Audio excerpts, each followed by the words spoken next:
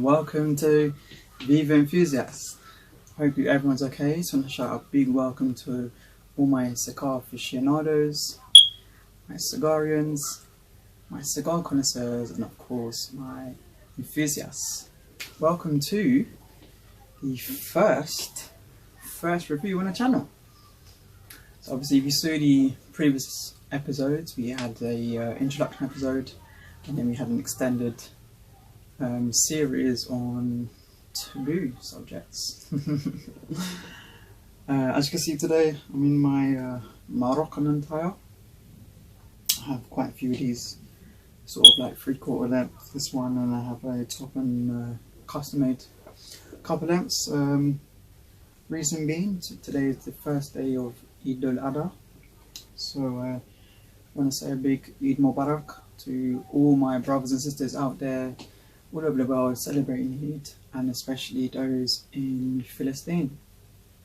Now today, as I said, we have a very special review. Now if you caught on to the end of the last episode, I gave a little sneak peek, just a sneak peek of what we have in store today. So I'll give a slight guess. Hold this up. See if the camera is going to get that. Of what we have today. So this actually is only my second ever Edición Limitada. I've only had one before, and it was the Asher Upman Propios, which is also a 2018, if I'm not wrong as well. Wasn't a great cigar. And it was actually plugged. So I was very disappointed with that. Are you ready? Shall I review? Shall I review? Shall I review? Okay, you ready? 3, 2, 1, and action. Am I gonna focus? This is what we have today, folks. The Viva Soberanos Edición Limitada 2018. Now, before I get onto the vitola, I'll say a couple of words about Bolivar if you guys didn't know. So Bolivar was established actually in 1902. It's a pre-revolution masa, and it was established by a man named Jose Fernandez Roja. And Jose had the company up until the 1950s. I believe it was about 54. And the Suente family, Cifuentes, I'm not quite sure how you say it, kind of like Cervantes, Cifuentes, maybe like that, Cifuentes. Family took over Bolivar when Jose Roja died, Senor Roja died, and they also incorporated Bolivar and took away La Gloria Cubana, or LGC, the Cuban, obviously, not the New World Heritage, whatever they've made, as that was also part of Senor Roja, his company, which I will go into a tiny touch about something after with that. So what happened was when Cifuentes took over the company, all Bolivars were then produced in the Patragas factory. To this day now it's changed. It's primarily made in the Patragas factory. However, now obviously with a lot of regional factories and provincial factories in Cuba now producing cigars, it's sort of made all over, but it's primarily still made to this day in the Patragas factory. I don't actually know what factory this was made in. In fact, funny story is, I wasn't actually supposed to receive this cigar. So I received this cigar earlier in the year, and I actually, me and 3 friends actually, we all ordered a rare Bolivar Coronas Gigantes, which is a Julieta number 2, so that is a Churchill, and it actually has a green, so if you see, I don't know if it's going to focus, come on, focus. So it actually has a green on the band, where it's yellow, it's actually green. And I think, if I'm not wrong, that band is from Mini Cigars, discontinued from 2003. I may be wrong. Maybe someone can correct me in the comments. This is actually this is a large one, but it's actually the standard band C. And I'll go into it a little bit more after. But as I was saying, so we're supposed to get the Coronas Gigantes, and when we all put our orders in, we end up getting back an email saying it's out of stock. So they're all sending us a Bolivar Soberanos as a replacement. I have to admit, I wasn't really that excited to get it. I was like, alright, so Edición Limitada. However, just from friends and people in the community, it's got a very mixed review bag.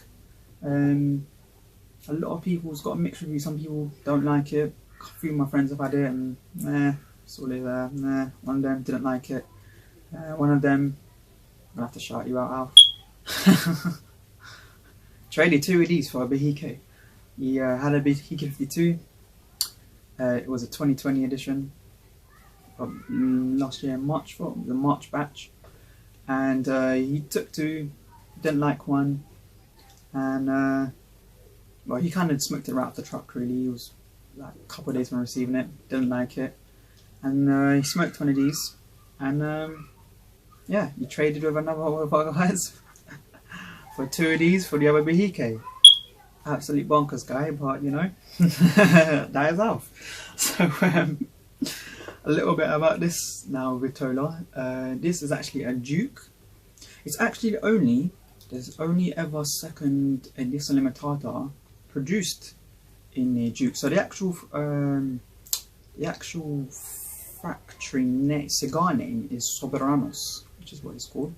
But the actual factory name, the vitola, is Duke. And a Duke is a 5.5 inch by 54 ring gauge, so it's quite a meaty cigar in the classic Habanos portfolio. This is a big cigar. And nowadays, obviously, with a lot of the influence that we have over the pond and for the America, it's it's about medium heavy to those guys. But yeah, it should be quite good. This actual vitola is very well known for the in a regular production, the Patragas E2, which I've just done a review on the blog. I did that about a week or so ago, something like that, and that was phenomenal, fantastic. I actually then went out and managed to get a small box of 5, which I actually made from the Laguito factory back in 2019. So I'm expecting some really great things when I do get to those in maybe a year time or so. Next year probably. The other vitolas that are known in this one is the Punch Duke, which is a 2018 Mexico regional edition. These vitolas are actually made mainly for regional editions. The Mexico ones obviously are quite rare to get. Obviously you have the is it Monte Cristo Condes, which is like the first one of the regionals.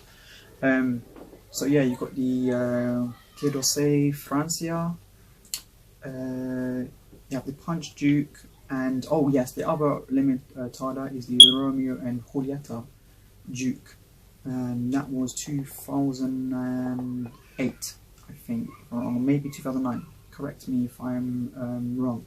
But yeah, it's not really a vitola made in regular production, only the Patragas, and that is actually quite a rare. It's not something really that comes up quite often. It comes in slide boxes of 10. It's kind of like the Hoyo boxes. It's not really long, so what's coming in slide box of 10. It's a 2018 released, however it wasn't come out to the public until 2019, which is normal for Habanos. So with the Edición Limitada program, all the tobaccos now are supposed to be aged 2 years. So I'm expecting tobaccos in it should really be from 2015 to 2016. That's what I'm expecting. So really, we should be having a about 5-6 year cigar aged tobacco at least on this cigar. So this should really be, it should be in its prime sort of now, really, to be honest. So yeah, we're gonna like. Oh, so what I want to say also, so also with the band. So I'm gonna come a little bit closer. You can focus the stand up. So one way to initiate a difference between bolivars and the ages is the band. I don't know if this is gonna focus. Come on. I don't know if you can see this, guys, but the gold coins, the pronunciation, the way the embossment and the way the detail of the gold coins. I don't know if this is really going to focus it, no?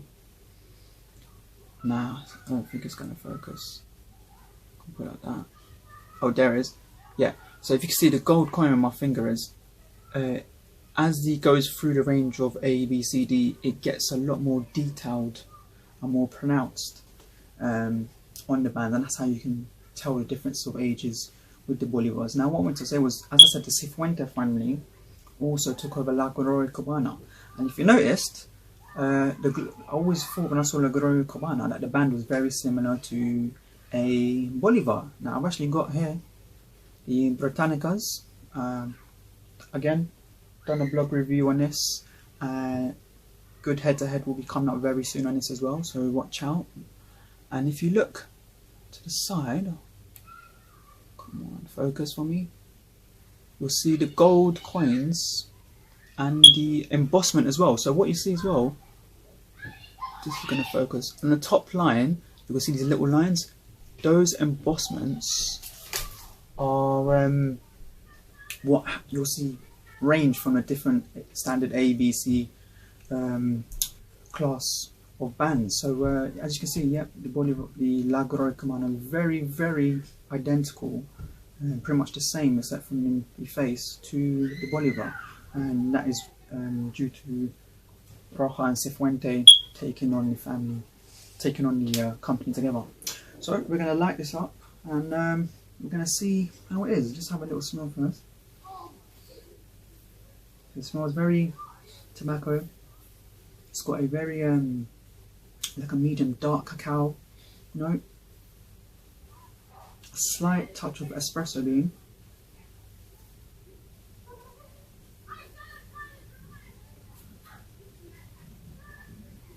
just barnyard on the foot. It's got quite, if you see, if it will focus, it's got quite tidy seams from where it was rolled around the leaf. Quite tidy seams. Some veins, got a tiny bit of tooth. I don't know if that will really pick up. Sometimes when I do it close, it doesn't pick up. So I'm going to do it a bit further out, it picks up. Now, also the other thing is I have to say that when you get these Edición Limitadas, a lot of the wrappers do look a little bit more rustic. I found out all these aged Edición Limitada program, the wrappers are very rustic. If you see my Jojoba talismans, and they're actually the 2019 edition ones, very, very rustic wrappers. Very, very rustic wrappers. I got some Supremos as well, very rustic wrappers. I think probably the best one is the Ramon Ayones number 2 edition on 2019. That's probably got the best oily wrapper, but they all got this very rustic feel from the aged tobacco. So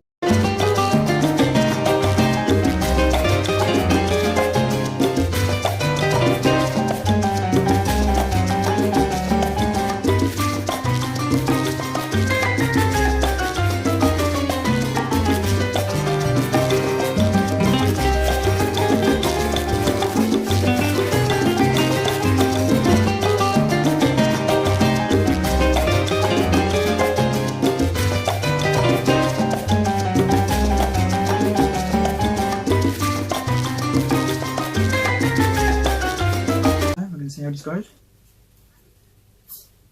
Customary lit. Back to my Colibri V cut.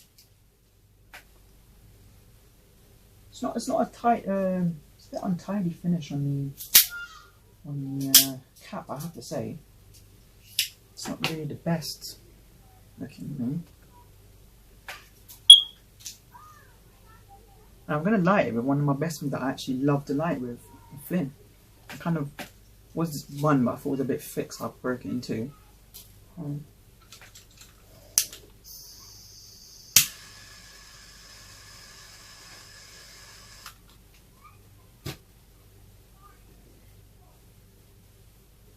Toast this up. Obviously this is going to take a lot longer than most videos you'll see people. It's probably going to draw out a light on me as well. I normally don't do this on this hand as well, so it was a bit awkward and a bit weird. I normally do it on my other hand. Don't drop on me.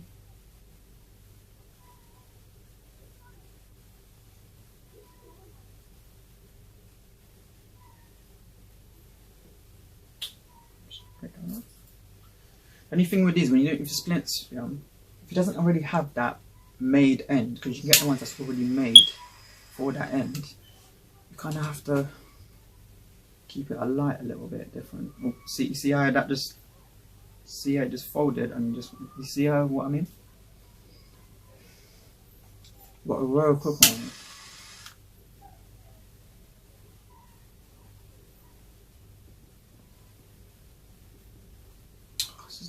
This is just going horrible. I'm gonna just get into this because it's gonna take forever. I know.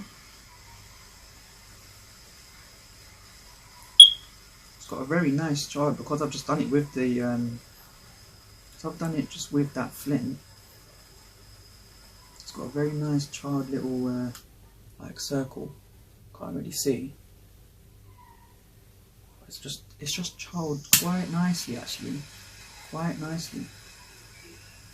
Doesn't feel overly packed, but it's big. Not really any soft spots. Bit of a hard bit there, but it could be okay.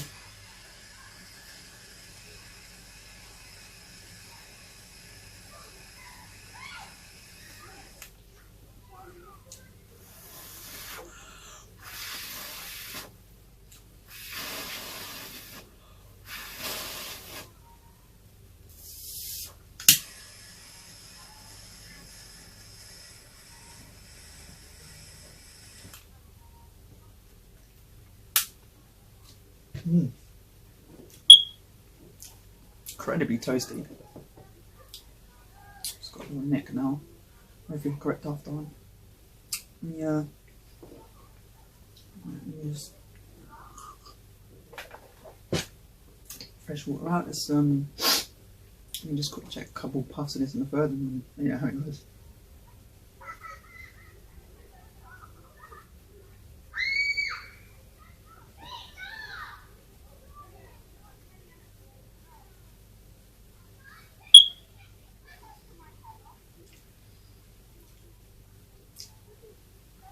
So off and off,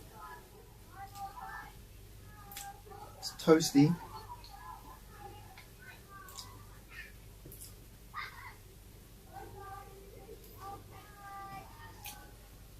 slight touch of allspice, slight touch of allspice, some would say earth.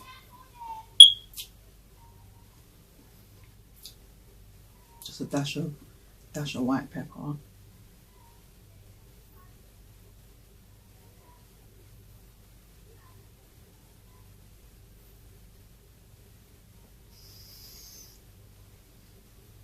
Retro smooth. It's got a bit of sweetness actually coming through it. It's got this no, it's not leather, I say. It's got this note. Hold on, before I run off, let me see if I can find this.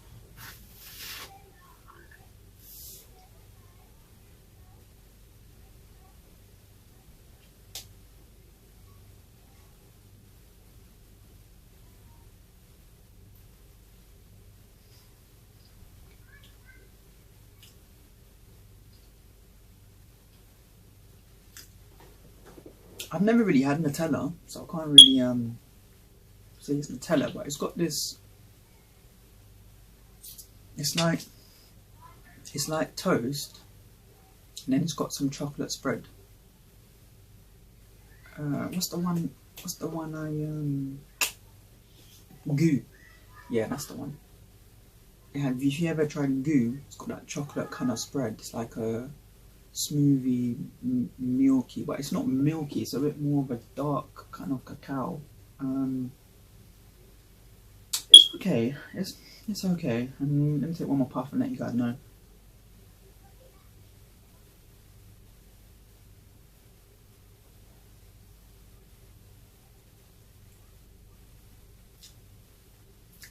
Yeah, touch of grass, odd vegetable note. I'm feeling a bit of herbal vibe trying to come through. Burn is it's going a bit off actually. Just amazing, amazing. I have to say though, the temperatures in the UK is affecting cigars quite greatly. It's been a lot of burping today with my honeys and stuff. Get the relatives down, got the relative humidity down. So just the temperature really, it's a bit hard, especially where I've got them stored right now. It's a little bit hard to get them getting a bit cool. Ooh, I don't like how the way that's ashed in.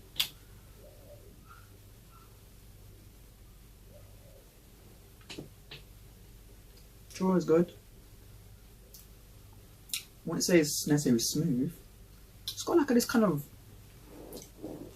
It's like the pepper is there, but it's not really affluent. It's but it's got that kind of like a rough, edgy kind of feel. You know, like when I said to you in the last episode, I was talking about the PLPC, and I was like, oh, it's given a smooth pepper where normally it comes a bit more biting. It's not biting or anything, but it's just given like a rough, edgy feel. I'm gonna. It's got an okay viscosity of the smoke. Yeah, drum's firm. It's got actually, if it's that little bubble will come off, it's got that little bit of grey white ash. That colour is very good if it can stay like this. I'm not really blown away. Not blown away at the moment. Like I said, I wasn't overly excited starting this, but I'm gonna take this away. I'll come back in the second, third, and I'll let you guys know how it's developed. Hello. So welcome back. In the second, third, quite a bit of way down. So focusing, I touched it up just before this, so now it's burn line pretty much on point. The ash, I don't know how it's coming through, but on one side is pretty, I know the light on there is kind of thing, but this colouring is that really whitish grey. I had to play operation with this. So the slight rod in, and then I had this thick, the viscosity is coming quite thick now. I had this thick leaf right at the cap. That's what it's looking at. So you can see where the smoke's coming through the bottom. I just had to plug it out, opened a bit, and then I started just tweaking a little few leaves to take out, and you actually, bang, flavour started coming in. So remember I was saying to you that toasty chocolate spread, so I got it here. This is what I was talking about. Now, it didn't have that sort of caramel effect, but it had, I didn't actually really eat toast or anything, but I used to put this on hot cross buns, put that spread on. That's dissipated now. I'm hoping it's going to reinvigorate later on. Toasted flavour's gone. Earth is the most prominent flavour in this. And when I say earth, the allspice has moved off and it's now come as more of a like a mineral kind of earth. It's almost got every other path I do in this. I always get this sort of nutmeg sweetness that comes out from the retro and from my end of drawer finish.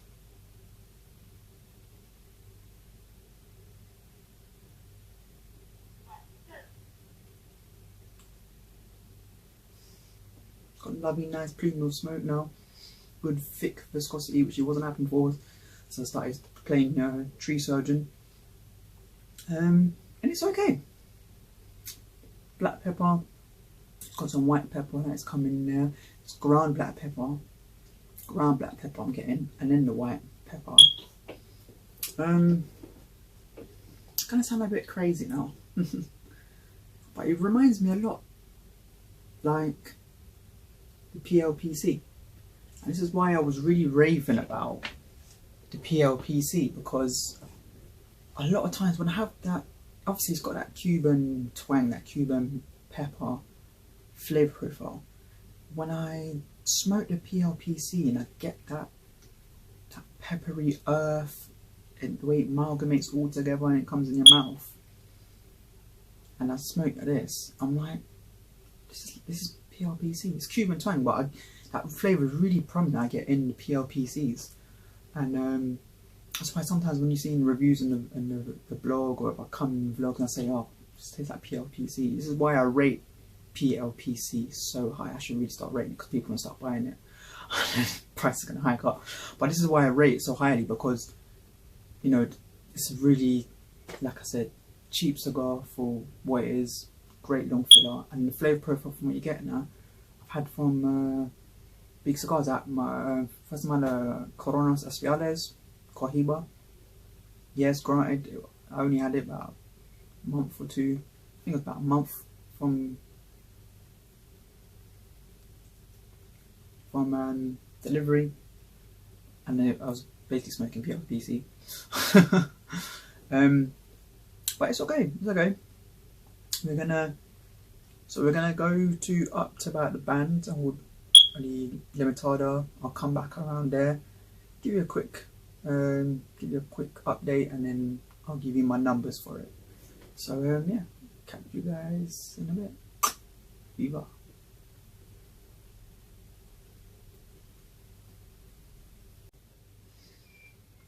Welcome back. So we're at the last third. Shall I do like that? Took it way off after the band, so I took the band off, and basically didn't want to peel it and rip off the wrapper. It's a bit brittle, so sort of slide it down and took the body one off, and then I'm just couldn't bother to re-put it back on. Just like last minute. So then that thunder. So to close, last word, the earth calmed down. So initially, when I actually took the band off, it freed it a lot more, made it flow a lot more better. And at first, so I also got to tell you from the second first, got the nicotine here ramped. It's hit me. So yeah, the earth was really prominent. It was like being in a crowd of people, and it's all barging its way to that one door, and everyone's deadline. It's making sure that I'm the only one that's here. But as it's come to this third, it's actually calmed its way down. I can hear rain now. Rain's now coming. So yeah, what happened then? Because it calmed itself down, I then got some other little notes. So every other path, like I was saying in the second third, every other second, third puff, I was getting more of a vegetal tone there, touch of sweetness. The retro, it's kind of like now. The retro was, oh, that was definitely white pepper, dash of spice. It also had this sumac. So if you remember, you need to watch that whole series, and especially if you don't watch any of the videos, make sure you watch the flavors, because I go through all different types of spices and flavors that I have that you might pick up in a cigar. And it had a touch of that sumac I was telling you about. Not overly prevalent, but it just had this little, you know, this little appearance here and there in the retro. As I was coming to close this, I might put it down, the earth has come back in, but it's a lot more calm now. I would say that this is a medium heavy, medium full bodied cigar. Strength medium full. It's the heavier side of medium, but I wouldn't say this is a full body cigar or full strength. Even though the nicotine is ramped, I wouldn't say it's a full strength cigar. I would say it's a heavy side of medium. But it's a good cigar. So I'm gonna give you my numbers. The Viva 5-point scale, ladies and gents. So what we got here? For burn, I've given this 3.8. As you can see again, this was not to do at Lion. Oh, the burn, it's just gone off. It hasn't corrected itself numerous times. I can't forgive that, unfortunately. I know I said I'm not overly fussy, but that's at the beginning. When it's continually just not like, okay, it's only a little nick, but it's just like it's continually keep doing it. It's just not staying symmetrical all the way around after numerous touch-ups, and it doesn't want to correct itself. So I can't ignore that, I'm afraid. So that's a 3.8. Construction, 3.8. Plugs, like I said, I had to take 3 plugs out. Then it started breathing. You know, if it was only just one or two, wouldn't be an issue, but I had to do it a few times. Flavor profile and complexity, 4 out of 5. Just good flavors. Not quite steady Eddie, but it's on that vibe, steady Eddie. Transition, 4 out of 5. Again, earth, calm down a bit, nicotine ramped up, or a touch of vegetable note, a bit of grassy here and there. It's transitioned alright though. It's been quite, I wouldn't say this cigar has been smooth for a cigar that's got aged tobaccos. 2018, let's just say limited, but we know it's really from about 2016. Hasn't really it's just sort of one-way traffic. Hasn't really tasted like an aged cigar. Finish, 4.5. I think that's about fair. Finish, like I said, is giving up in the draw. The earthy feel, the retro's more of a white pepper spice. Altogether on the 5 out of 5, averaging altogether is a 3.92. And that might seem low. Because that actually drops down to the average, the high part of average. Now if you do it over 25, and you add all the numbers up, you get 19.6, and that is just made the cut for good. Now I personally believe this is a good cigar. Wouldn't say it's a great cigar. It's good. It's alright. It's let's say steady Eddie, but it's, you know, it's almost one-way traffic. I wouldn't say it's an average cigar. I'd say it's a good cigar.